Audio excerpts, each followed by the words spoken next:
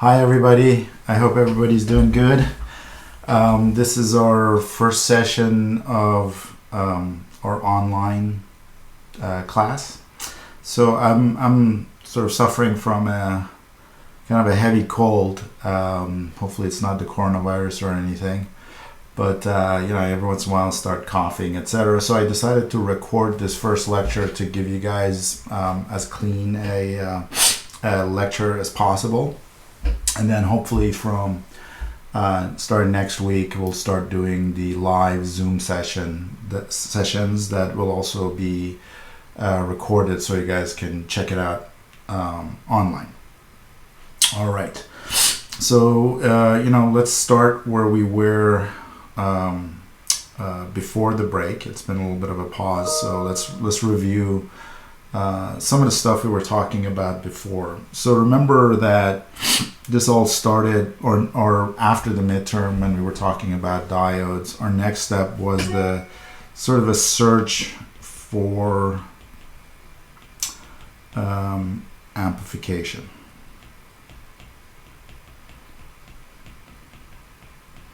And we talked about how amplification is important as a system function, and that meaning that if you had an amplifier with some kind of gain and you had V in versus V out, when V in was some small signal, say V out would end up being a gained up version of that signal. Okay, and this is fundamental to a lot of things we do in electronics. Okay, so that was our goal, to find a way to do that.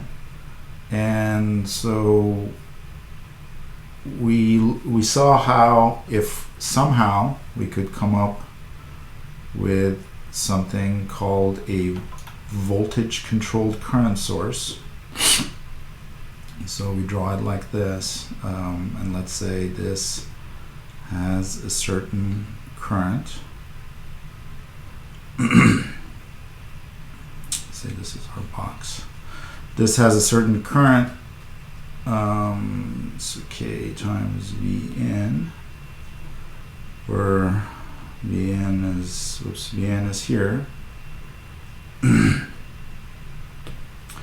So if we had something like this, so let me draw the box around our voltage controlled current source, and if to this we added a resistive load, let's call it R sub L, and our output is out here.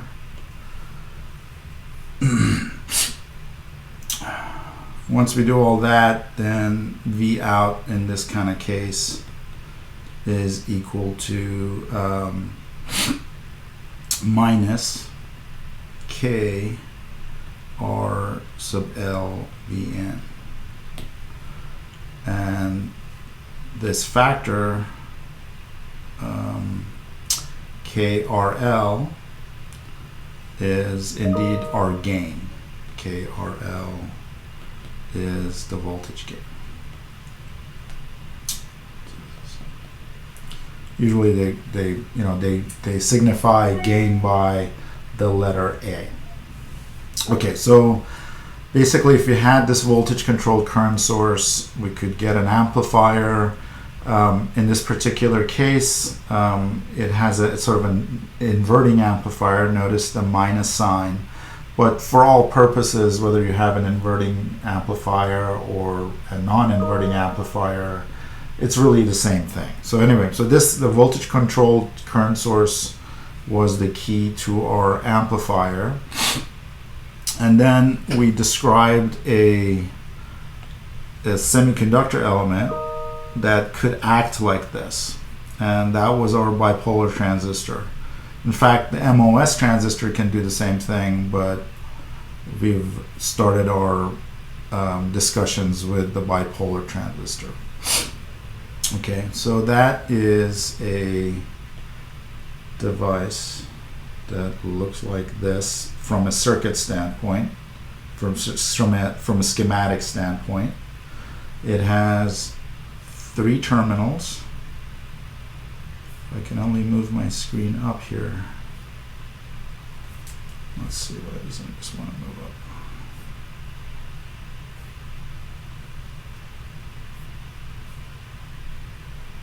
Hello. Oh, let's see. I think I need to add another. Sorry, guys. Let's start a fresh page. Okay, so we have a bipolar transistor, which looks like this.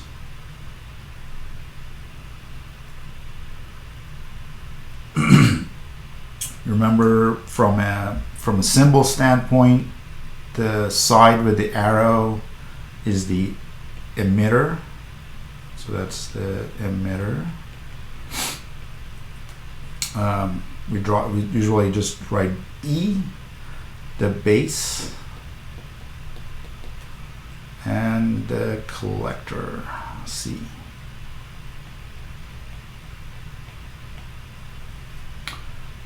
Okay, so, and we said that if we connected this circuit up in something called the forward active or forward bias mode, then we could use it as a voltage controlled current source. Okay, and the way we do that is by, we would take a, let me redraw this here. What we would do is basically put the base,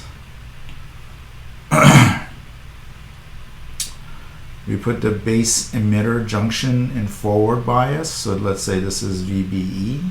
So this guy here is in forward bias. And we put the collector emitter voltage in a case so that this is VCE greater than 0, and this would basically, what we want to do is put the base emitter junction in forward bias and put the base collector junction in reverse bias. Okay, so base emitter in forward bias, collector base in reverse bias, and in that case we would get sort of a circuit functionality that would look like, let's see if I can draw it here. Oops, there we go. That would look like this. So if we bias it like that, we end up with something that looks like this. So this would be our base. We would have the VBE here, which is the forward bias voltage of the diode. Okay, then we would have the emitter here and the collector here. Okay, and let's see,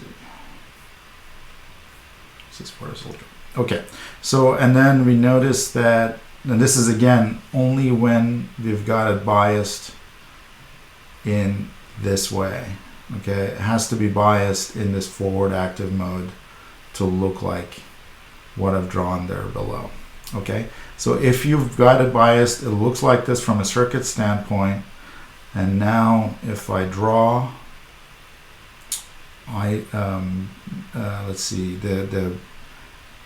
basically the collector current, which is, this is the collector current, I sub C, versus VBE, we get this exponential curve, and this current, which looks like I sub S exponential of VBE over V sub T.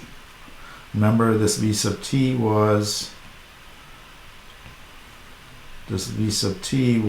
a constant which was around 26 millivolts at room temperature. And then also, so this is the collector current versus the base emitter voltage, okay? And then when we look at the collector current as with respect to the collector emitter voltage, we see that it doesn't change really significantly. As you change the collector emitter voltage, the I sub C doesn't change. So it could change this voltage quite a bit and I sub C would not change. But if you change this voltage even a little bit, you get this exponential increase in current. So these different curves are for different, so this is sort of for VBE2, this is VBE1, for different VBE voltages,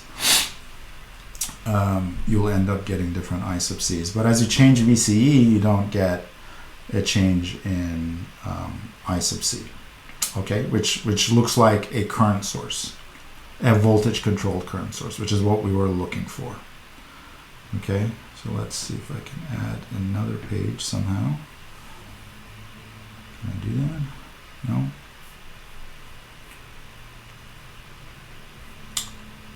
Blue. Let's see.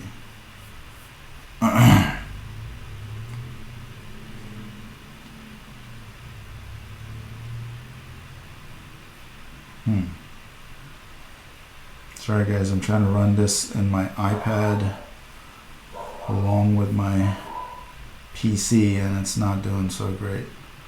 Let's see, why isn't it like this thing?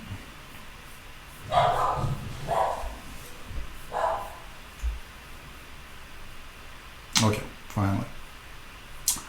So we got a new page here. Okay, here we go. Sorry guys, there's like quite a bit of delay on my side. Okay, let's hope it stops there. Okay, so that gave us our voltage controlled current source, and I won't go into the NPN junction, etc., because really we don't really need to know. If you just think of it as in terms of this device, which being the bipolar transistor, it acts as a voltage controlled current source, and it has a certain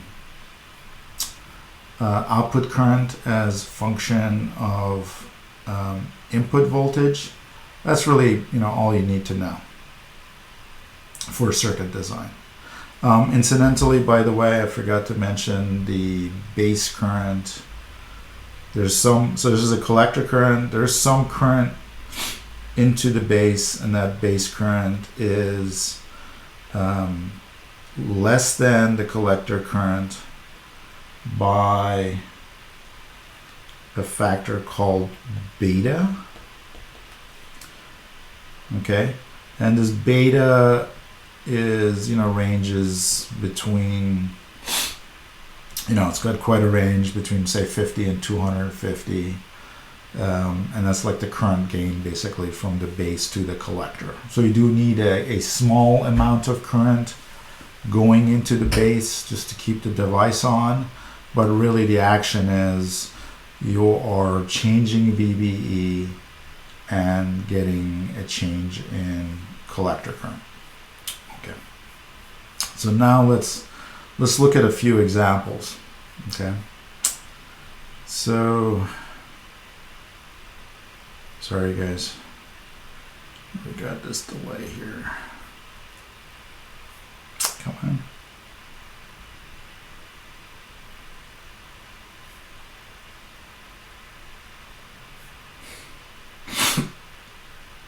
I'll just leave it at that. Okay, so let's get our first example. So example 1, and these are, I think I took these from the book. Let's say the first one, it says, so let's say we have a voltage controlled current source, okay? So it looks like this. Oops, I didn't draw that so well.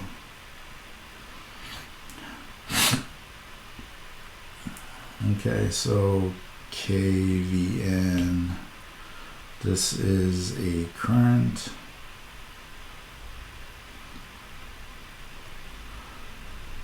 This is V out.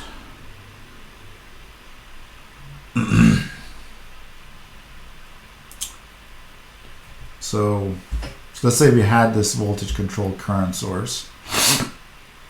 And let's say this is the given in the problem, and the other given is that K is 20 milliamps per volt.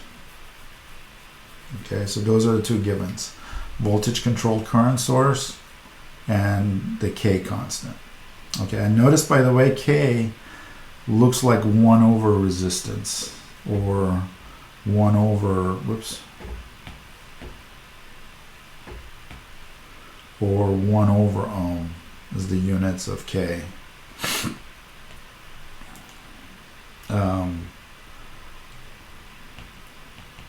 So this is something we'll talk about later, called transconductance. But so then the question is that, so given these two givens, the question is what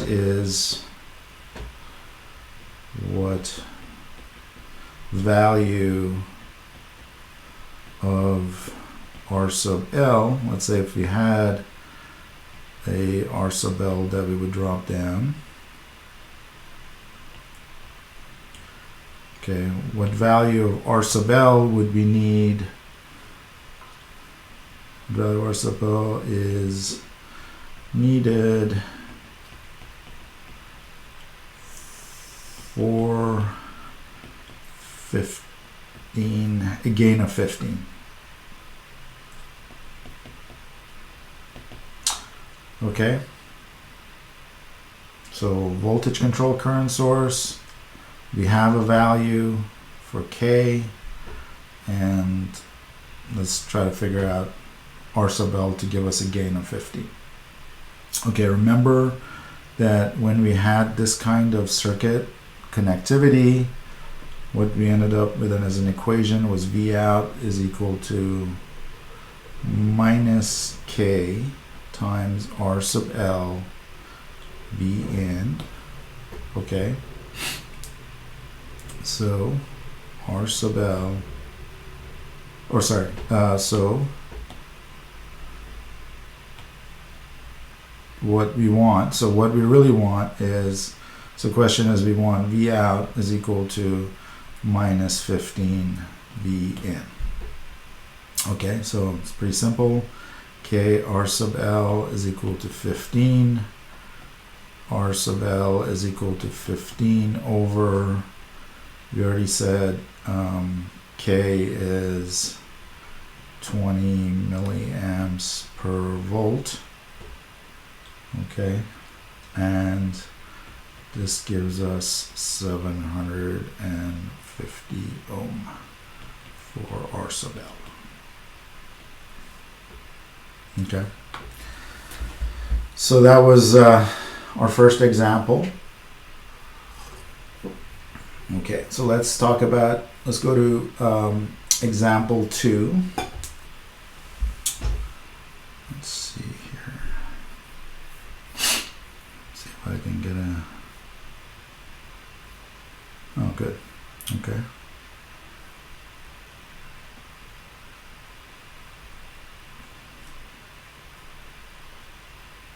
Sorry guys, this lag is killing me here.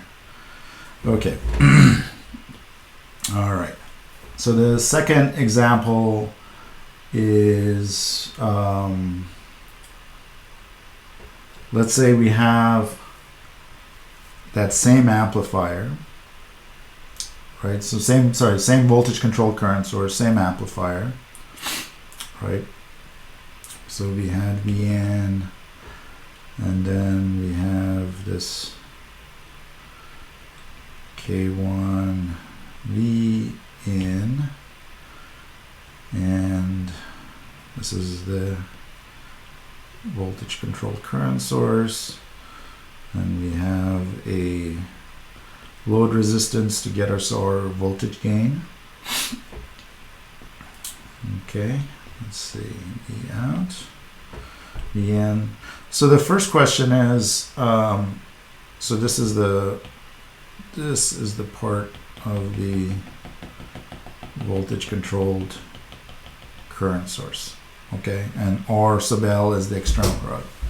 So the first question is, what would happen if I had a resistance R in here? Let's say if it wasn't open, there was some resistance, okay? Would that change anything in any way? Well, it wouldn't, because basically the voltage across R sub n is still gonna be Vn, okay? So that won't change our gain equation any. Okay, so that's the first question.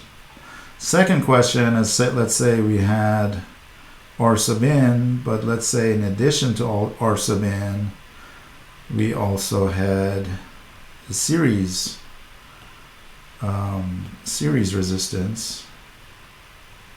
Let's call that R sub s. Okay, so the question there is, what would happen to the gain if we had a series resistance connected?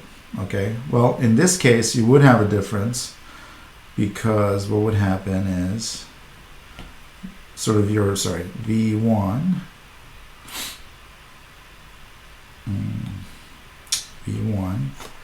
V1 would end up being a resistive divider of R sub s and R sub n, okay, and because V out is just minus K1 R sub L V n,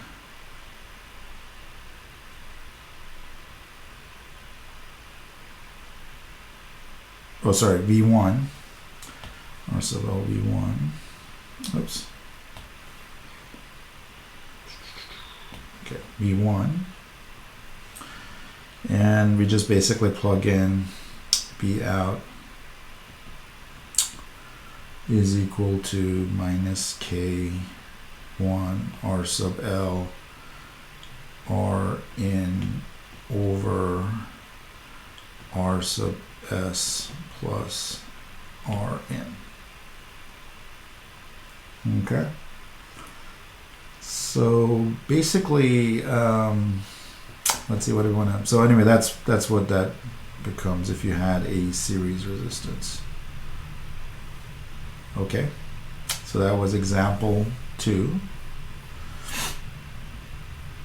Let's look at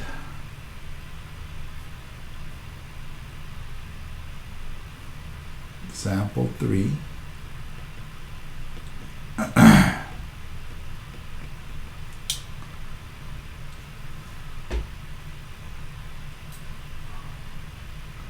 Okay, so now this example, so those two examples, we were just still looking at the abstraction of a voltage controlled current source. Now we really still have the same thing, but let's say we want to look at a bipolar transistor used as a voltage controlled current source. So let's say we had our bipolar, and we hook up this node to ground, okay, and so that's the emitter. The base, we put it, we forward bias the base by putting 750 millivolts on the base, so that's the base emitter voltage, making that guy forward biased. Okay. And then let's say we had a R sub L of 1 k ohm, and we had a collector, like the collector is over here. So if we had a supply voltage of 3 volts hooked up to the other end of R sub L.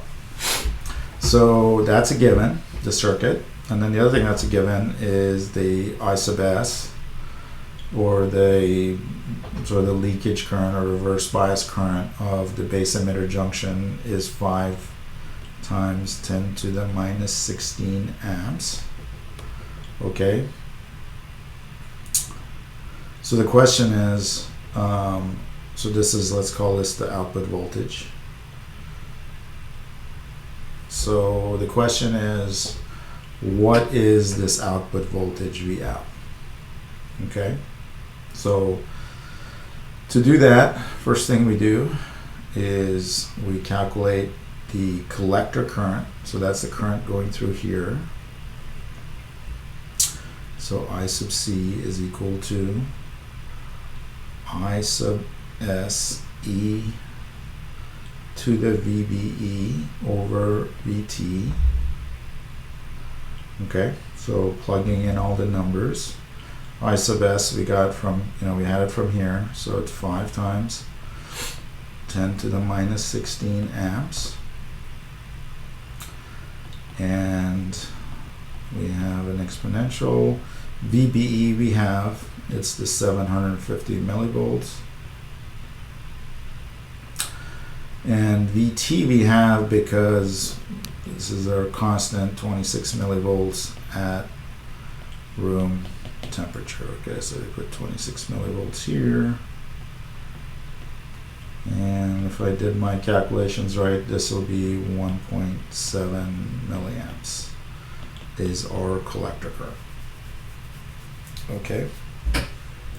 So now let's calculate what's the resistance across the resistor. Okay, so if you want to look at the voltage across R sub L, is the collector current. The collector current, this guy here, times R sub L is equal to 1.7 milliamps times 1 kilo ohm is equal to 1.7 volts. So that's the voltage drop from here to here. So V out is equal to 3 volts minus this voltage drop, 1.7 volts. So it's equal to 1.3 volts. So that's the answer to that example 3. Okay guys, so let's now look at an example that maybe is a little bit more tricky. You could think of it as being more close to life, and it's really meant to illustrate an important concept. Okay, so let's think of so let me redraw our transistor amplifier or amplifier circuit. And so this is the bipolar, we have the emitter, we have a resistive load. So here's our output, and here is the collector current. Okay, and let's say we want to actually use this for something real. Let's say we have a microphone. So we have a microphone and we want to amplify the signal coming from the microphone. So microphone signals, you can all assume it's a pretty low signal coming straight out of the microphone. Sort of draw it like this. So kind of across the base emitter where the input is. So that's where we got our mic. And let's say that the microphone signal is only, the output is only a 10 millivolt signal, meaning that when there is no, when there's no sound, so let's say this is time, this is voltage, when there's no signal, you get sort of zero voltage coming out, and when you get sound going into the microphone, you might get a modulated signal of some kind, and that's like a 10 millivolt signal. Okay, and because that's a pretty small value, we would, let's say we want to amplify this by 10x, so 10x amplification.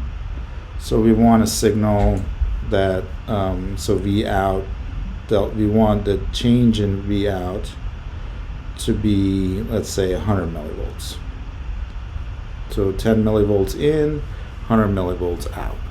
Okay, and let's say the other thing we're given here, this bipolar transistor, they gave us the I sub s as 5 times 10 to the minus 16 amp. Okay, which is kind of a typical value. And we have our equation for I sub c, which is I sub s exponential of VBE, base emitter voltage, over V sub t minus 1. Okay, and V sub t is this 26 millivolts at room temperature. Okay, it's that constant we're used to. Okay, so that's the collector current. And so we know the output of the something like this is looks like a voltage controlled current source with a resistive load. So we already know the equation for the output voltage of that. Okay, is minus R sub L times I sub C, and that's I sub S. So let me just write that. R sub L times C. Okay, and we plug in this value for I sub C, so we end up with minus R sub L I sub S exponential, and then I'm going to start throwing in the numbers as well here that we have. So it's the exponent of, whoops, sorry guys, so exponent VBE, we said that's 10 millivolts, because that's our input here, and over V sub t, which is 26 millivolts minus 1, and I'm going to move that over a little bit so I can write I sub s here too, which was 5 times 10 to the minus 16 amps here. Okay, so if we multiply all this stuff out, we'll end up with, if I did this right, it's 2.35 times 10 to the minus 16 amps, which makes sense because this isn't a very big number, okay, or this combination is not a very big number, and we're multiplying it by this very small number, so it makes sense that we'd end up with a very small number as the result. Okay, so after this, if I want to calculate, if I want delta V out to be 100 millivolts, and that's equal to minus RL times this value, then R sub L ends up being, let's see, 4.25 times 10 to the 16 ohms, which is just some incredible value. It's I think it's 40. That's 42 peta ohms, which is like, something you're not gonna find on the shelf here. It's just so basically what it says is the circuit isn't really working, because that's not a reasonable resistive load. Even if somehow, some way you could find such a resistor value, if you stick it on the collector of a transistor, even if you have a very, very, very small capacitance, the time constant is going to be huge, gigantic. So basically you have a non-working device there. So so that's weird, because we've been saying that we can use this the circuit as an amplifier. So let's see why this is broken. Okay, the reason it's broken is if we do a VBE versus I sub C curve. Okay, it's our exponential equation. I'll write it again here. So I just keep writing it because it's good to memorize. Okay, or be very familiar with. So I'm just drawing this thing over here.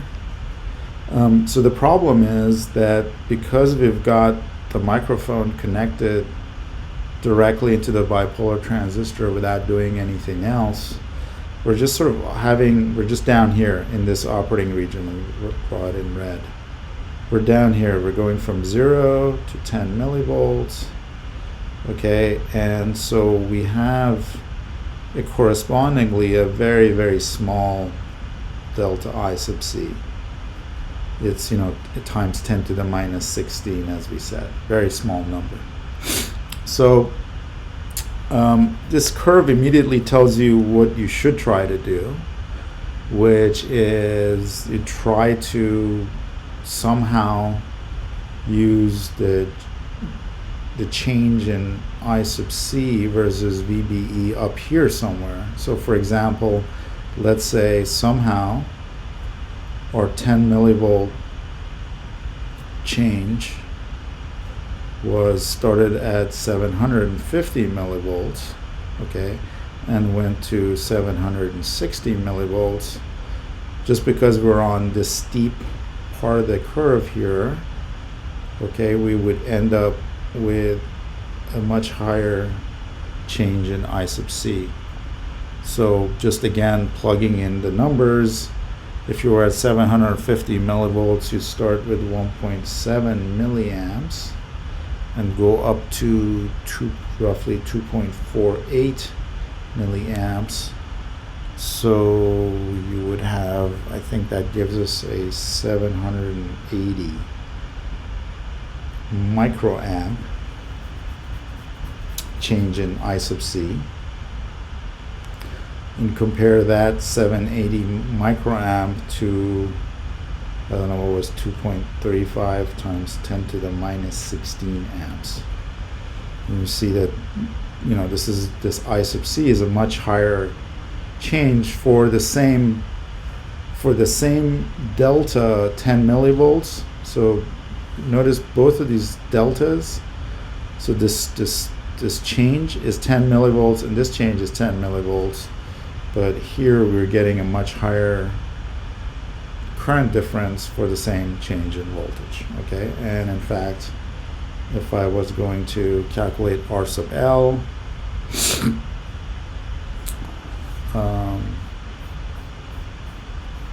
here I was going to calculate R sub L here, I would come up with something like, let's see, 100 millivolts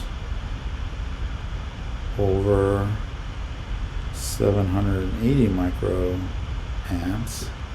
By the way, notice I've dropped that this negative, because as far as gain's concerned, in almost every case, it doesn't matter if you're like a negative gain inverting amplifier or a regular amplifier or positive amplifier, you're getting that gain multiplication. That's what you really want. Okay, so anyway, this ends up, if you divide these two by each other, you end up with something like 128 ohms, which is now something pretty reasonable, and you can get that off the shelf, whatnot. We're all familiar with resistors of that value.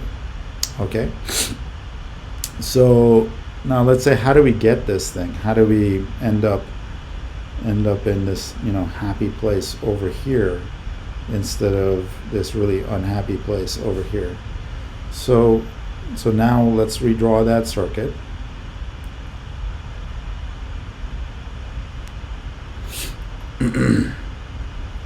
So I'm just drawing our bipolar with resistive load or amplifying circuit.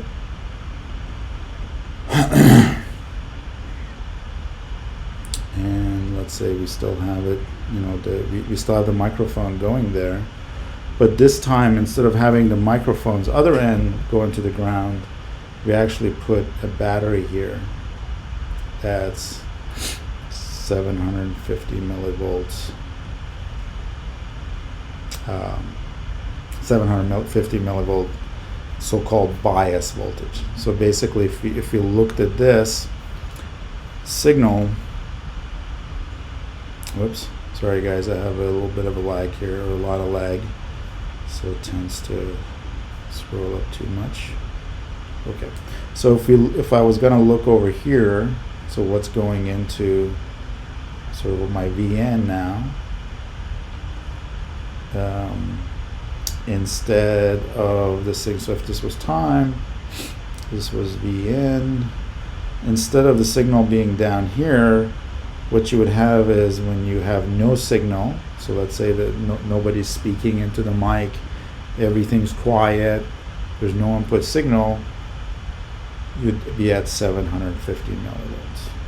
Okay, and then if let's say I started talking into this microphone, then I would start having this 10 millivolt modulation that would take us to 760 millivolts.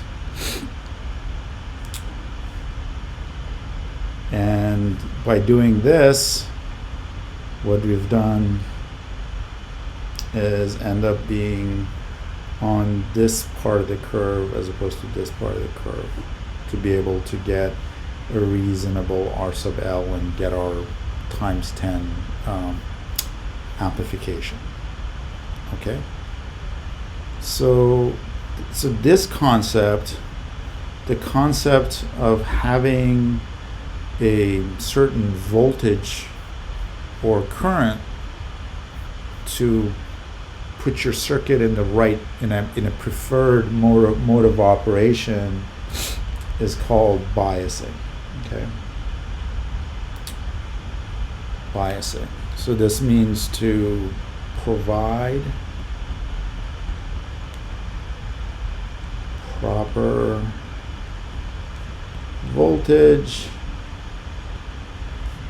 and or current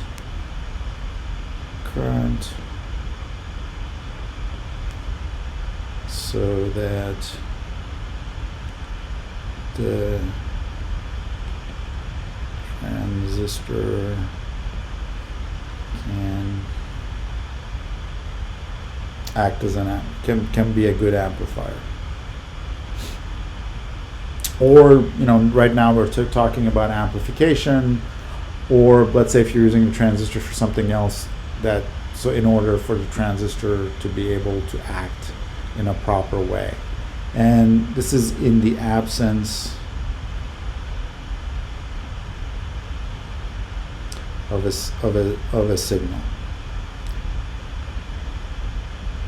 Okay, so if you look back on this curve up here, the 750 millivolt is our bias. So when there's no signal, that's what we've put in. We put that battery in there as a biasing, So we've biased the circuit to 750 millivolts, and now it makes a good amplifier. Okay. The other thing that you'll hear a lot that goes along and sort of the other side of the biasing, or goes hand in hand with biasing, is something called the operating point of the circuit or the device. Operating point. Okay. And so this is defined as the values. Oops. We've chosen for I sub C, VBE, and so on. Whatever we're controlling. Okay. For the at this bias point.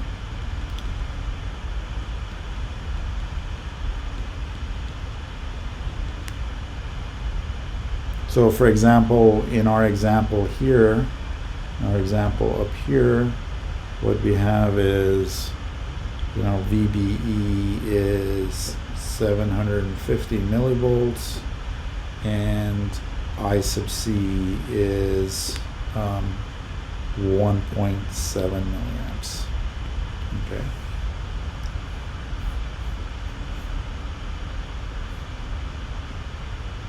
Let's see. So 750 millivolts and 1.7 milliamps. That's the operating point. Okay, so without a signal, that's what the circuit will be, the operating points of the circuit.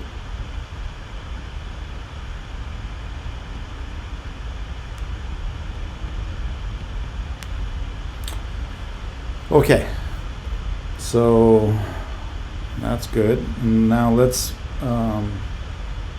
oops, sorry guys. Okay, so let's make a few observations here, and then we'll get to another conclusion. So, so an observation one.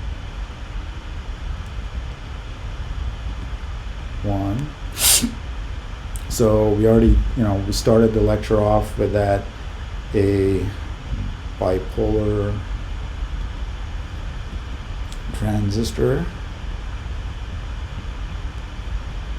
can act as a voltage controlled current source.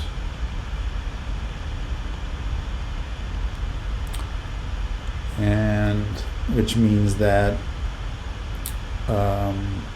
it's collector current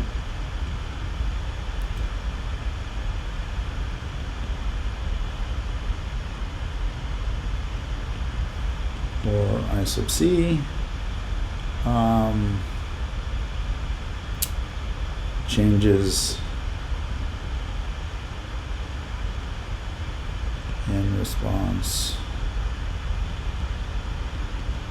to the base emitter voltage or the input voltage.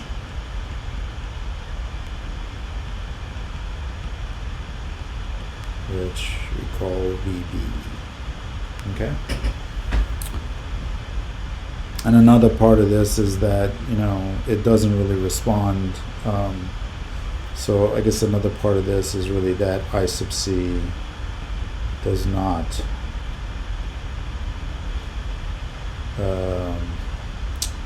change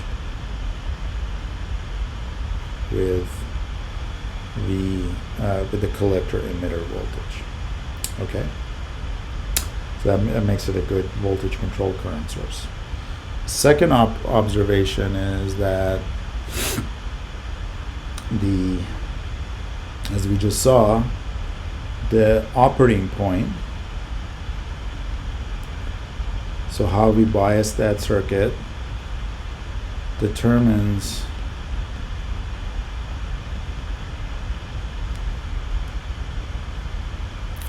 how the transistor will respond.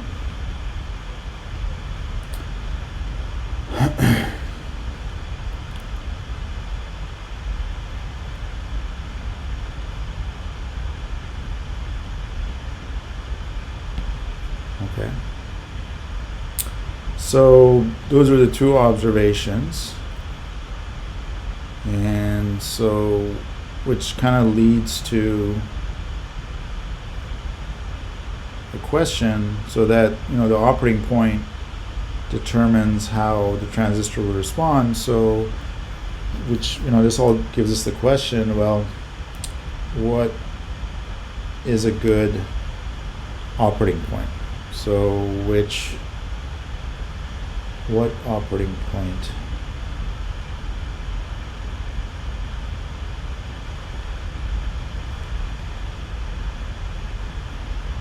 is better? So in quotes, right? And better. So obviously when you operate it at 0, that operating point, and you're biased it at 0, the VBE, we know that's a real bad operating point. So it's a non-starter, like that. We won't even consider that, okay? So let's look at the case now. Our first operating point that starts looking reasonable is at when we said we made VBE. So I'm going to draw the curve of this IC curve. Sorry to keep doing this, guys, but oops. Yes, I'm trying to burn this into your memories.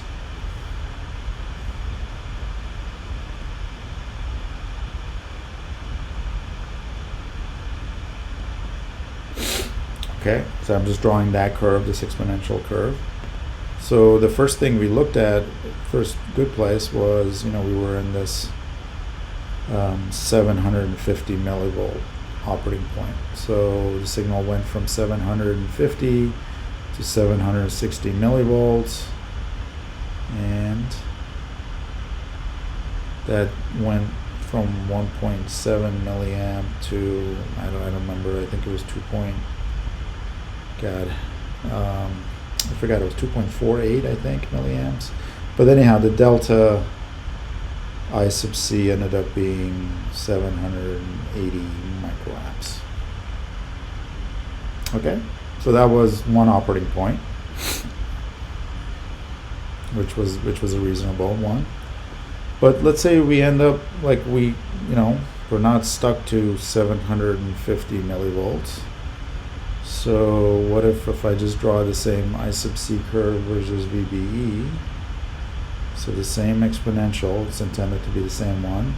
Let's say we just, bias it a little bit further along. We bias it at 770 millivolts and modulate it to 780.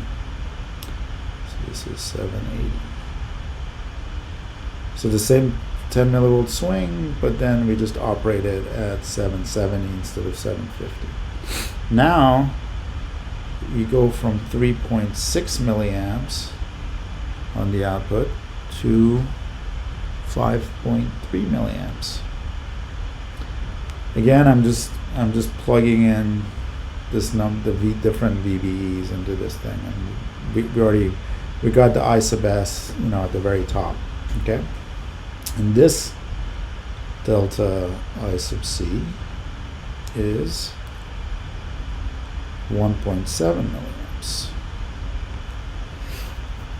Okay, so this, 1.7 milliamps is better than this delta IC of 1.7 milliamps, means your transistor is going to be more reactive, or you're going to get more change on the output for a change on the input than 780 microamps. So now, we're saying 770 is a better operating point than 750. So, we still have this question, but is that, why don't we just keep cranking up the voltage on the VBE to crank up the, keep going up this curve? So we'll answer that question in a little bit.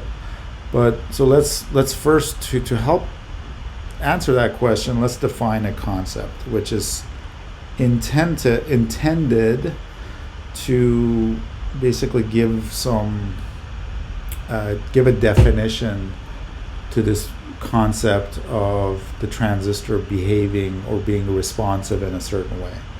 And that's a concept called transconductance. Okay. Oops, sorry guys. Transconductance.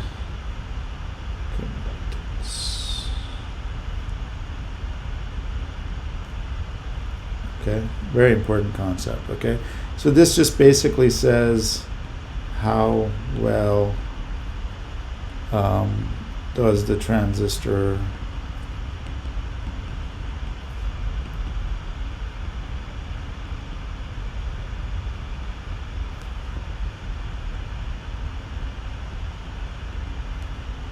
to an input signal. Oops. Okay, so like if you look at the sorry guys, this delay is killing me. Okay, so now let's look at these kind of two operating points. Like let's draw our VBE versus I sub C curve again, and let's say we have some, we have this operating point 1, and then we have this operating point 2.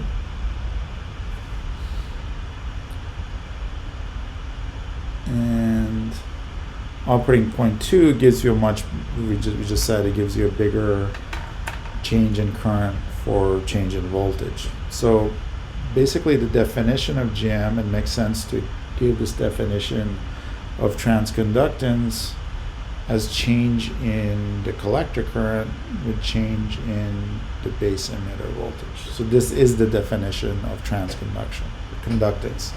Sometimes we call it G sub M, G sub GM, and sometimes we just call it transconductance, okay, which is just this measure of how much the output current changes with input voltage.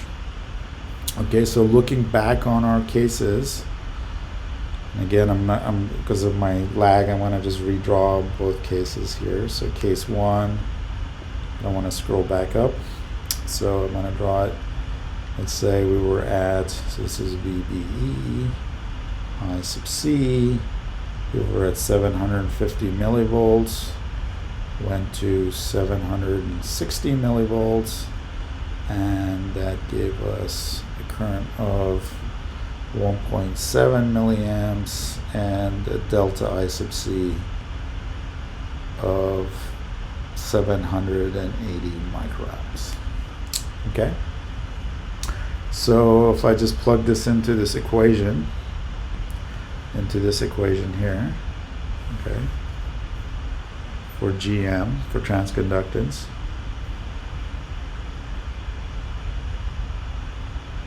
or actually, let's not forget about the equation for a second. Let's just take the concept of change in current with change in voltage. Okay, so the change in current, so delta I sub C over delta VBE, okay? So we're talking about 780 microamps over 10 millivolts, okay? And this is equal to 0.078 amps per volt, which is the sort of inverse of resistance.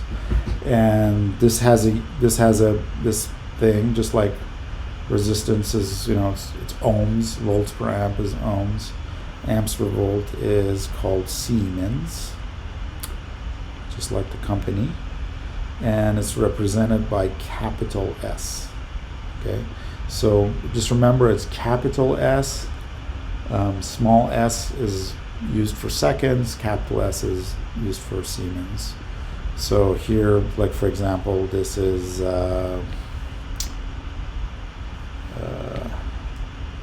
78 millisiemens. Okay, is that transconductance? Okay, so in our second case,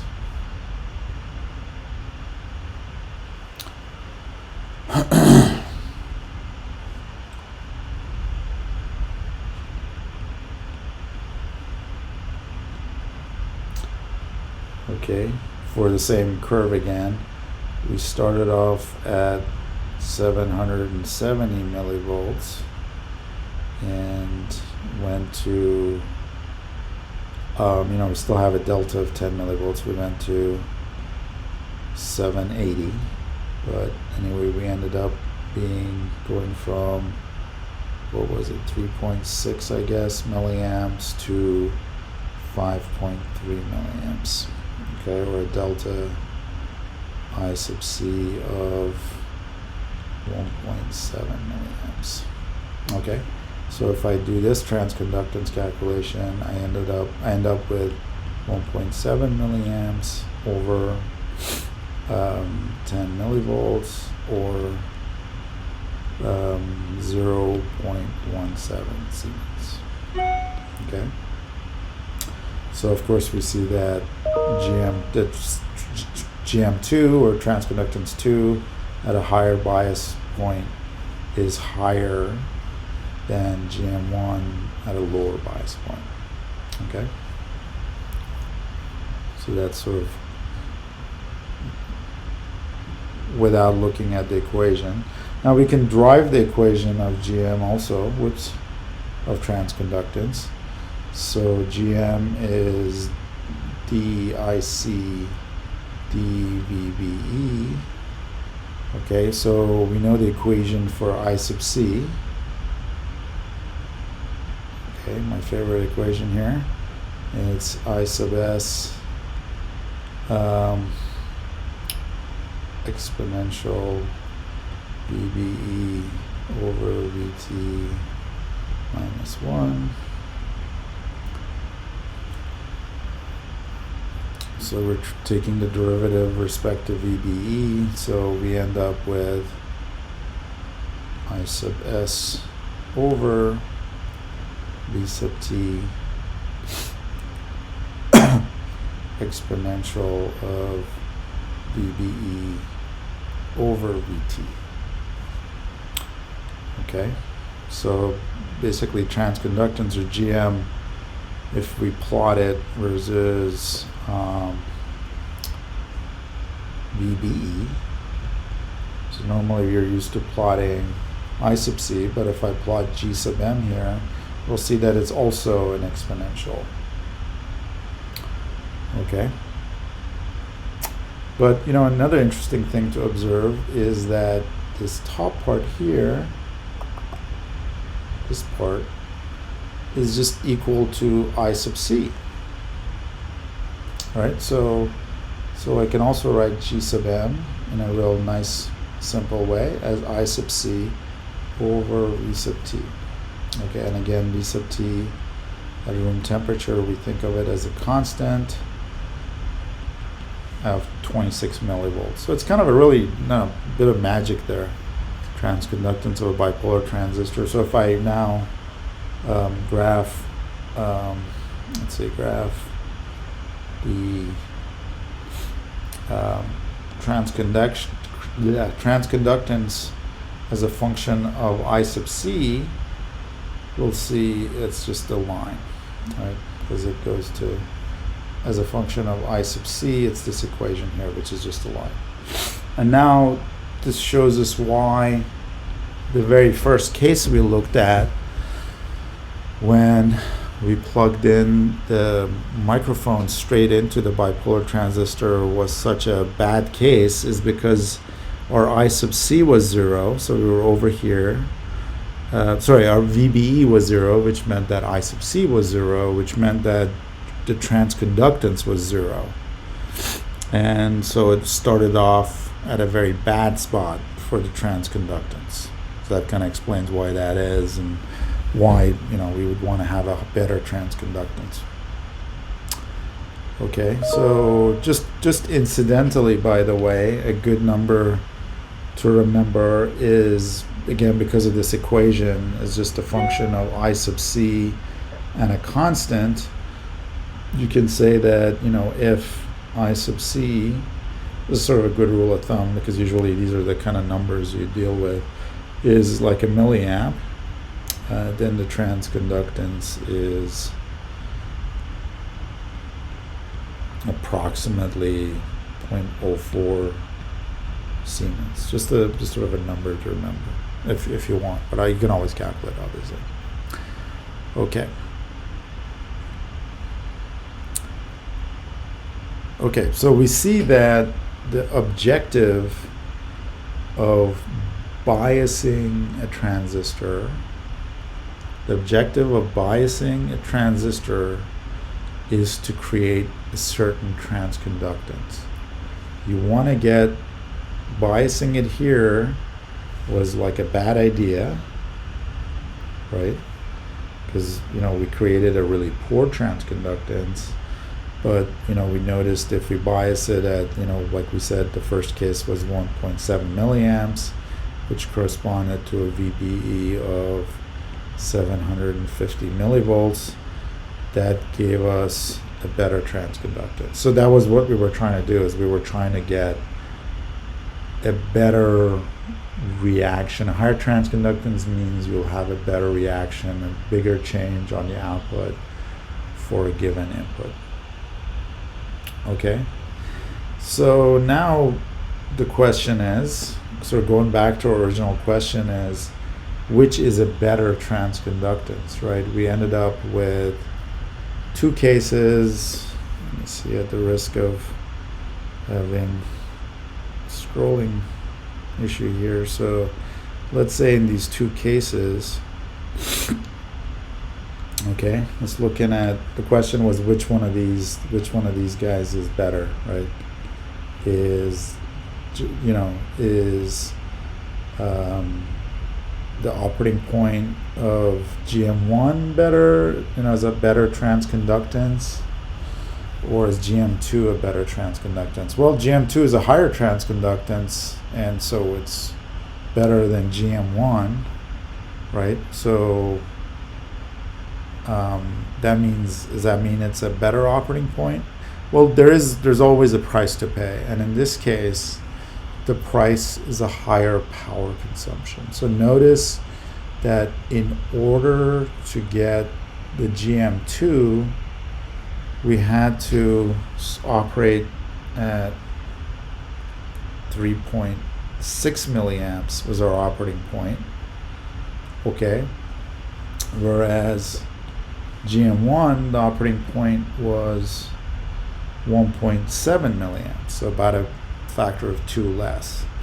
And let's say in the case of a mobile application, if you've got a battery connected to your bipolar transistor, if you're pulling a higher current from that battery, it'll discharge faster. That means that you have to keep recharging your battery more often, and customers obviously don't like that. So basically, this transconductance is usually you're fighting, especially in bipolar transistors, the trade-off is between transconductance. So the fight is between transconductance and power consumption.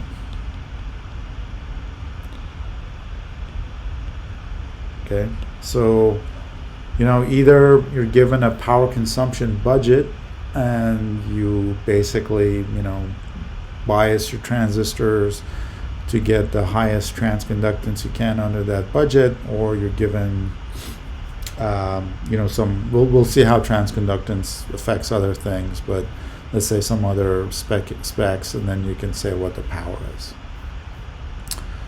Okay, so then as the last thing for tonight, I'm going to just talk about real quick about how you would measure this transconductance in the lab.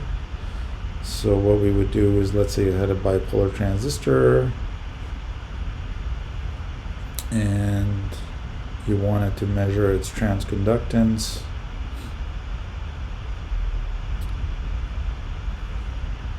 Okay, you'd connect it up like so. You'd have a VBE and a VCE. Okay, and then you would vary VBE. You would basically keep VCE constant. Okay, and then you would start varying VB very slowly and measuring I sub C. Okay, and the key factor here is that keep VC constant when you vary VB. Okay, guys, so that's it for tonight, and again, hopefully from next Tuesday, we'll go to a live Zoom video. In the meanwhile, if you have any questions, please email me. Thanks. Bye.